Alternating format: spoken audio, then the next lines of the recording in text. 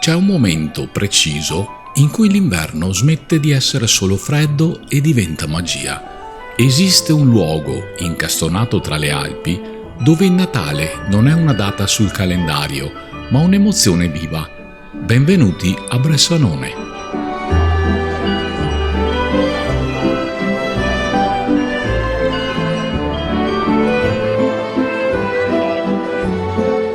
Siamo nel cuore dell'Alto Adige.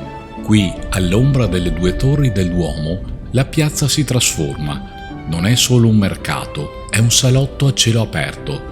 Le luci si accendono, il brusio della gente diventa una colonna sonora e ogni angolo racconta una tradizione secolare.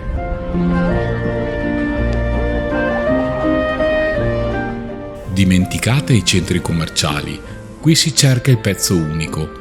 L'artigianato tirolese è protagonista assoluto, dal vetro soffiato e dipinto a mano, alle sculture in legno di cirmolo che profumano di bosco, dalle pantofole calde alle decorazioni per l'albero. Ogni oggetto ha una storia e le mani di chi lo ha creato.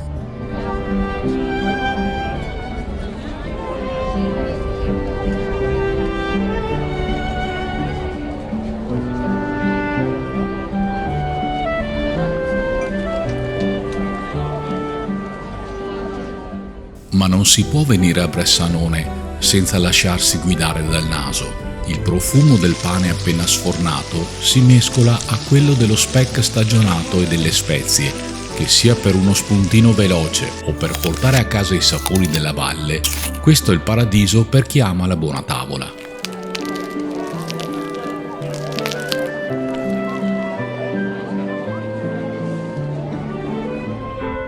Ma basta fare pochi passi per cambiare dimensione. Dietro la festa si nasconde il silenzio del chiostro del Duomo, un gioiello medievale dove gli affreschi raccontano secoli di fede e arte, un momento di pace necessario per riscoprire il lato più spirituale e intimo di questi luoghi.